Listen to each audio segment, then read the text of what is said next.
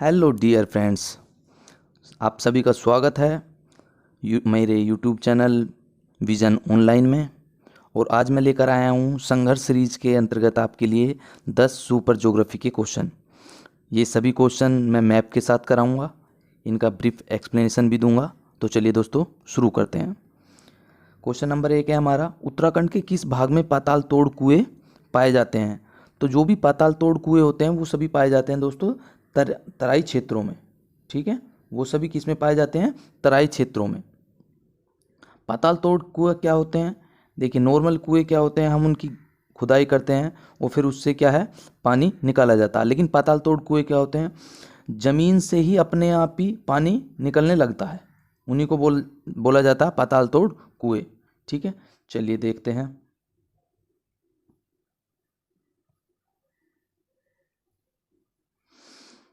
पाताल तोड़ कुएं के बारे में पढ़ लेते हैं। पाताल तोड़ कुएं ऐसे प्राकृतिक जल स्रोत होते हैं जो धरातल से स्वयं ऊपर प्रकट होते हैं और सतह पर जल निकलता रहता है अपने आप ही। मैंने बताया था, ये अगर सतह है तो जल अपने आप ही निकलने लगेगा। ठीक है, आप बहुत सारी जगह देखोगे पहाड़ों से ऐसे ही जल निकल रहा है। उत्तराखंड में जाइए, हिमाचल में जाइए, J&K में जाइए। ठीक है, तो बढ़ते हैं आगे। सतह से जल निकलता रहता, परंतु जल स्रोत तथा पाताल तोड़ कूप, यानी कूप मीन्स होता कुएं में अंतर होता है। क्या अंतर होता है? प्रथम यानी पाताल तोड़ में जल स्वतः ऊपर आ जाता है, परंतु दूसरों के लिए यानी जल जो कुएं होते हैं उनके लिए पाताल तोड़ कूप में मनुष्य को धरातलीय सतह पर पहले कुआं खोदना पड़ता है और बाद में जल स्वतः निकलने लगता है। ठीक है, पाताल तोड़ कुआं भारत में तराई क्षेत्र में पाए जाते हैं। ठीक है, चलिए आगे बढ़ते हैं। भारतीय उपमहाद्वीप एक मूलतः एक विशाल भूखंड का भाग था जिसे कहते हैं। तो भारतीय उपमहाद्वीप जो है तीनों ओर से पानी से घिरा है। ये एक भूखंड का भाग था। किस भूखंड का भाग था? तो भारतीय महाद्वीप था गोंडवाना लैंड का भाग। ठीक है, भारतीय उपमहाद्वीप किसका भाग था? गोंडवाना। आप एक मैप से समझिए इसको। देखिए ये मैप है। देखिए, महासागरों का, महाद्वीपों का विस्थापन सिद्धांत जो है बहुत सारे वैज्ञानिकों ने दिए हैं, बहुत सारे मौसम वैज्ञानिकों ने दिए हैं, लेकिन सबसे जो उत्कृष्ट है, जो सबसे ज़्यादा अच्छा माना गया वो है वैगनर का। जर्मनी के वैज्ञानिक हैं वैगनर। ठीक है, जर्मनी के मौसम वैज्ञानिक थे वैगनर। उन्होंने थ्योरी ऑफ कॉन्टिनेंटल ड्रिफ्ट दी है, यानी महाद्वीपीय विस्थापन सिद्धांत दिया है। इनके हिसाब से क्या था दोस्तों, इन्होंने बताया कि जब भूमि बनी थी, जब भूमि का निर्माण हुआ था, तो उस समय क्या था, एक उथला हुआ एक महाद्वीप था जिसका नाम था पेंजिया।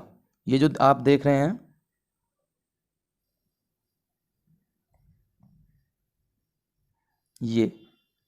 ये सारा है क्या, पेंजिया नाम का एक महाद्वीप था। और इसके चारों तरफ पैंथालासा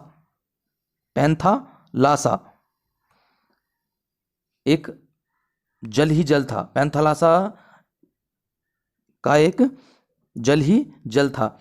इसी के बीच में थोड़ा संकीर्ण और उथला हुआ एक सागर था, टैथिस सागर। ये है टैथिस सागर था। कार्बेनिफेरस युग से पहले क्या था, सभी महाद्वीप जो हैं जुड़े हुए थे। ये जो हैं जुड़े हुए थे, इनकी थ्योरी है ये कि ये सभी क्या, किसका भाग था? पेंजिया का भाग था। लेकिन कार्बेनिफेरस युग के अंतिम चरण में क्या हुआ, चंद्रमा की कुछ आकर्षण शक्ति, पृथ्वी की गुरुत्वाकर्षण शक्ति और ध्रुवीय फीलिंग बल के कारण क्या हुआ, इन पेंजिया का जो है विखंडन हो गया। पेंजिया का विखंडन हो गया दो भागों में। किस किस में विखंडन हो गया? अंगारा लैंड और गोंडवाना लैंड। यहाँ से ये अंगारा लैंड और गोंडवाना लैंड, इसे लोरेशिया भी बोलते हैं। ठीक है, लोरेशिया।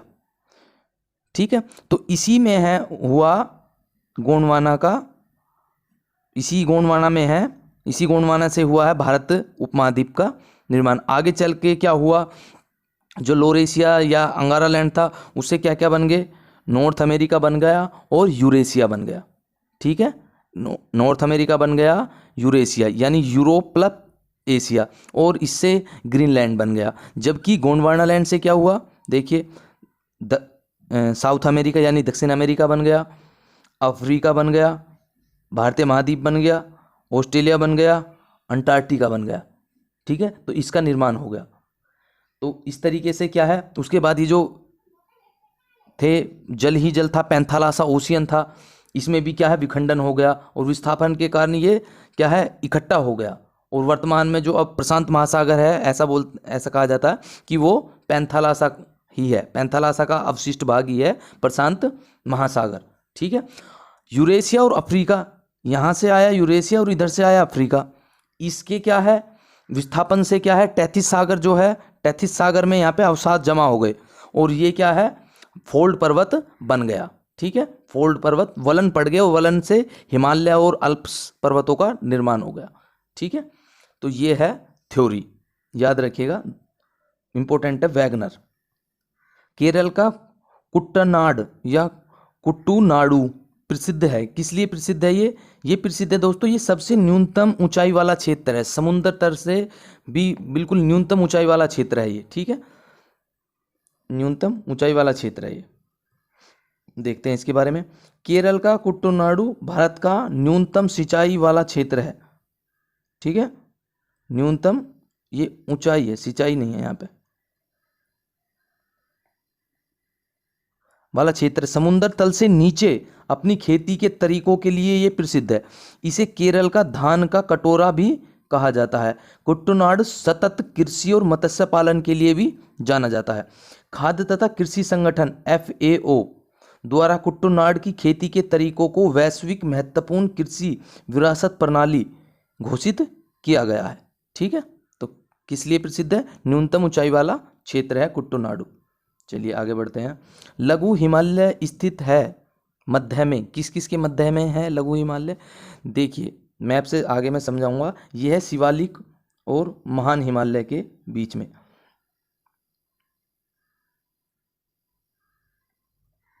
इस तरीके से है जो हमारा प्यारा भारत है। यहाँ पर है हिमालय जो फोल्ड, अभी मैंने पीछे बताया था वैगनर की थ्योरी के हिसाब से, वलन पड़ने से क्या है यहाँ पे फोल्ड यानी वलित पर्वत, इसे वलित पर्वत बोलते हैं, फोल्ड माउंटेन का निर्माण हुआ। इस तरीके से निर्माण हुआ।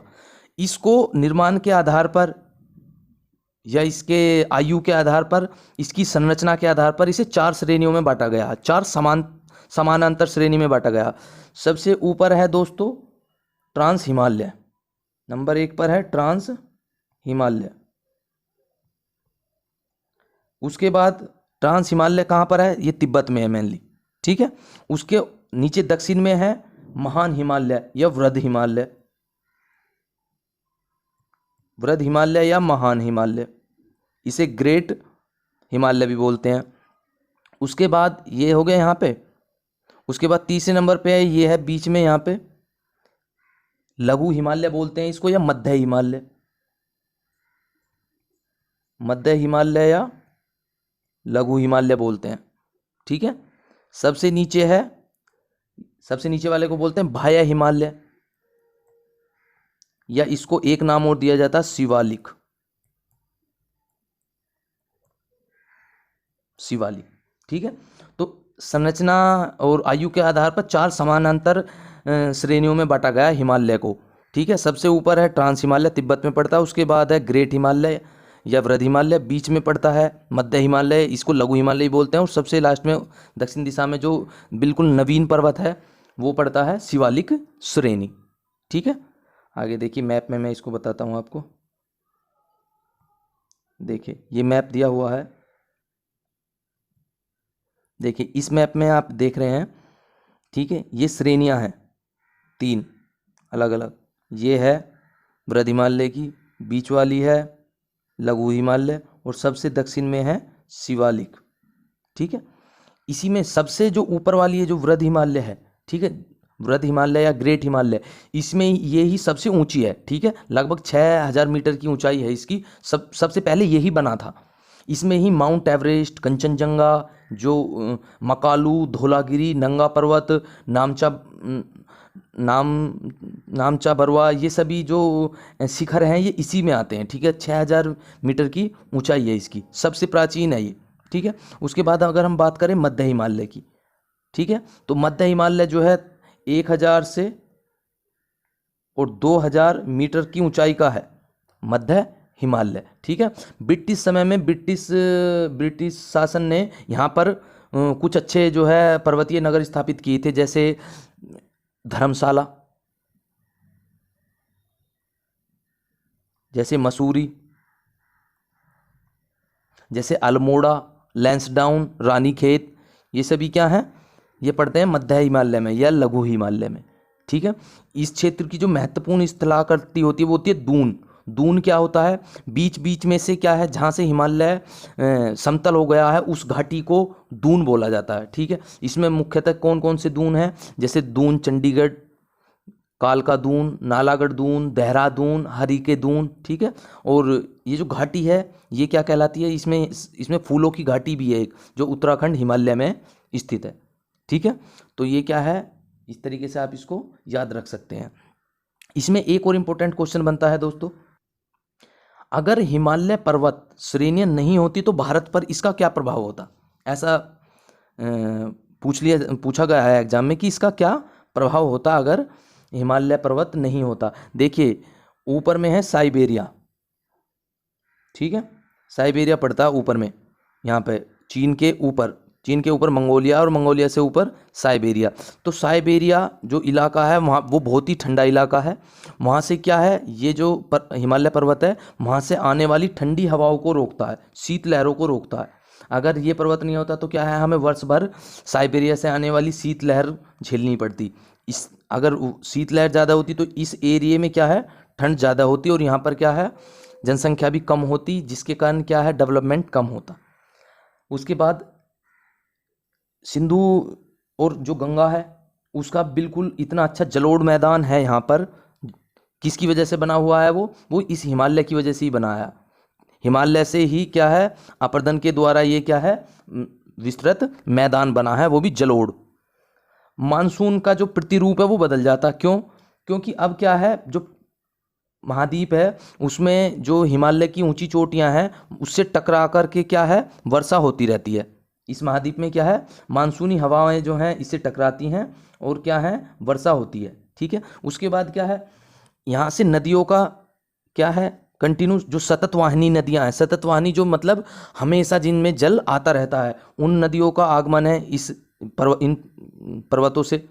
तो क्या है, उससे क्या है, जलोढ़ मैदान का निर्माण हुआ है। तो ये सभी इम्फेक्ट होते अगर हिमालय पर्वत नहीं होता। चलिए आगे बढ़ते हैं दोस्तों। निम्नलिखित में से उत्तर दिशा की ओर क्रम वाली पर्वत श्रेणियां हैं। देखिए ये सभी पर्वत श्रेणियां जो हैं ये सभी कश्मीर हिमालय के अंतर्गत हैं। देख लीजिए आप पहले यहाँ पे कश्मीर हिमालय, ये आपको दिख रहा होगा कश्मीर हिमालय। कश्मीर हिमालय में क्या क्या है श्रेणियां, काराकोरम, लद्दाख, जास्कर, पीर पंजाल, ये 4 श्रेणियां हैं कश्मीर हिमालय में। ये जो श्रेणियां हैं ये हिमालय का ही पार्ट है। तो इनका क्रम पूछ लिया जाता है। सबसे पहले पीर पंजाल, जास्कर, लद्दाख और काराकोरम, ये है नीचे से ऊपर, यानी उत्तर की ओर, दक्षिण से उत्तर की ओर, उत्तर से दक्षिण की ओर उल्टा हो जाएगा। तो यही पूछा है इस क्वेश्चन में कि निम्नलिखित में से उत्तर दिशा की ओर ऊपर की तरफ पर्वत श्रेणियां कौन सी हैं। तो इसमें सबसे पहले है, नीचे देख लीजिए आप, सबसे पहले है पीर पंजाल। ठीक है। सबसे पहले पीर पंजाल, तो पीर पंजाल 2 में है, एक तो है यहाँ पर, एक है यहाँ पर। इसका बी आंसर है दोस्तों। पीर पंजाल, जास्कर श्रेणी, लद्दाख पर्वत श्रेणी और काराकोरम श्रेणियों का ये सही क्रम है। ठीक है। यही उसका क्रम है। इसी में क्या है, ये किसका है पार्ट है, ये जो है वृद्ध हिमालय तथा पीर पंजाल श्रेणी के बीच ही क्या है, जो प्रसिद्ध घाटी पड़ती है कश्मीर घाटी, वो है। और डल झील भी वहीं पर है स्थित। जो हमारी सर्वोच्च चोटी है K2, गोडविन आस्टविन बोलते हैं जिसे, वो काराकोरम श्रेणी में ही है। वो किस में है, काराकोरम श्रेणी में है। विश्व की दूसरी सबसे ऊंची चोटी है ये। अगर बात करें विश्व की स्वतंत्र भारत में जो सबसे ऊंची चोटी यही है। अगर बोलें कि भारत में, ये POK में पड़ता है दोस्तों, पाक अधिकृत कश्मीर में। अगर बात करें तीसरी सबसे ऊंची चोटी की तो वो है कंचनजंगा। कंचनजंगा कहाँ पड़ती है, देख लीजिए, कंचनजंगा है यहाँ पर ये। ठीक है। भारत नेपाल बॉर्डर पर है ये। ठीक है, कंचनजंगा। चलिए आगे बढ़ते हैं। क्वेश्चन नंबर 6, निम्न में से कौन सी श्रेणी नवीनतम है। ठीक है। सबसे जो नवीनतम श्रेणी है वो हिमालय श्रेणी है। ठीक है, हिमालय की शिवालिक श्रेणी सबसे नवीनतम श्रेणी है। ठीक है, चलिए दोस्तों आगे बढ़ते हैं।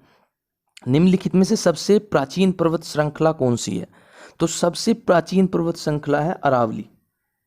ठीक है, सबसे प्राचीन पर्वत श्रृंखला है अरावली। पढ़ लेते हैं इसके बारे में। अरावली श्रेणी गुजरात के पालमपुर से लेकर राजस्थान व हरियाणा से होकर दिल्ली तक लगभग 800 किलोमीटर की लंबाई में फैली है। इसका निर्माण कब हुआ था? प्री कैम्ब्रियन काल में हुआ था, जो 600 से 570 मिलियन वर्ष पूर्व का माना जाता है। यह भारत का प्राचीनतम पर्वत श्रृंखला है, ये बात रखिए आप याद। जबकि विश्व की सबसे प्राचीनतम पर्वत श्रृंखलाओं में से ये क्या है? एक है।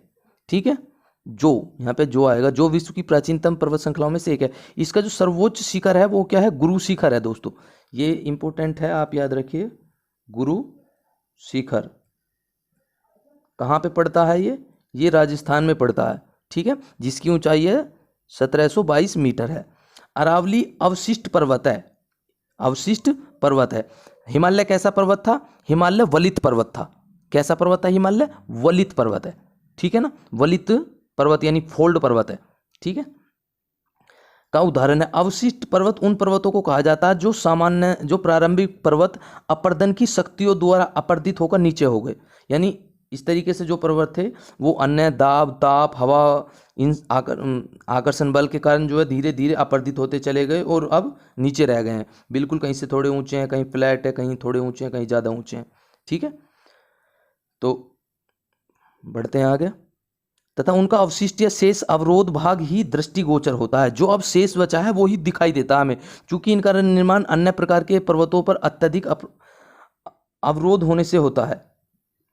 अतः इन्हें घर्षित पर्वत या अवशिष्ट पर्वत भी कहा जाता है, जैसे विंध्याचल, अरावली, सतपुड़ा। ठीक है, चलिए आगे बढ़ते हैं। दक्षिण भारत की सबसे ऊंची चोटी, कई बार आया हुआ है क्वेश्चन। ठीक है, तो दक्षिण भारत की सबसे ऊंची चोटी है दोस्तों अनाईमुड़ी। कौन सी है? अनाईमुड़ी। देखिए, अनाईमुड़ी, अनामुदी भी बोलते हैं, दक्षिण भारत की सर्वोच्च पर्वत चोटी है। इसकी ऊंचाई कितनी है? 2695 मीटर। यह केरल के इडुक्की जिले में है।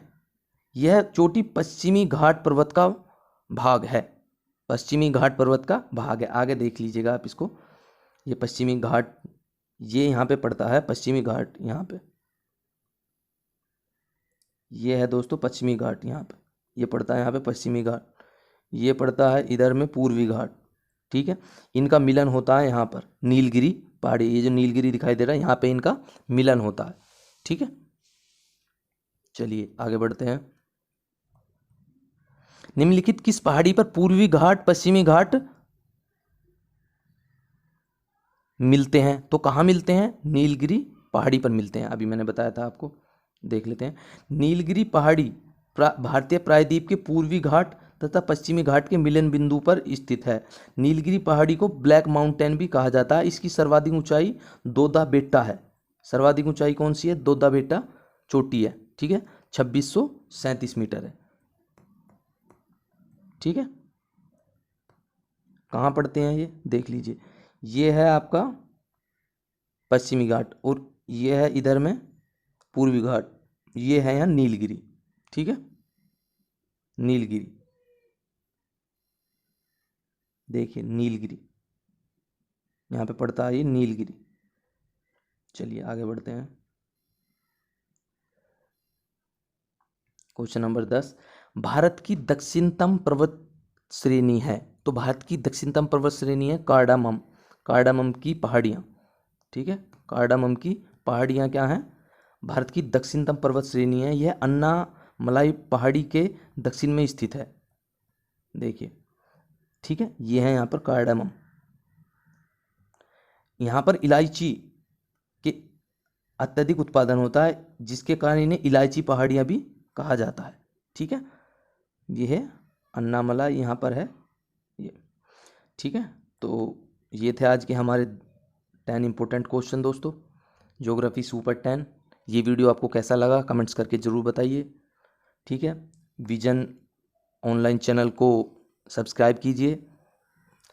ठीक, बेल आइकन को भी दबाइए ताकि आपको मेरी वीडियो के लेटेस्ट नोटिफिकेशन पहुंच सके। अगर आप इन सभी वीडियोस की पीडीएफ प्राप्त करना चाहते हैं या जो मैं क्वेश्चन दोस्तों करा रहा हूँ इनको क्विज फॉर्म में खेलना चाहते हैं तो आप मेरे Telegram channel my vision online को ज्वाइन कीजिए। वहाँ पर मैं जो भी इस तरीके के ये क्वेश्चन करा रहा हूँ उनका मैं क्विज फॉर्म में उनको डाल रहा हूँ। जल्दी हम लेकर आएंगे एक 100 मोस्ट इम्पोर्टेंट 1 ईयर के लिए 100 एमसीक्यू की करंट अफेयर की सीरीज। ठीक है, तो जुड़े रहिए मेरे साथ। ओके दोस्तों, जय हिंद।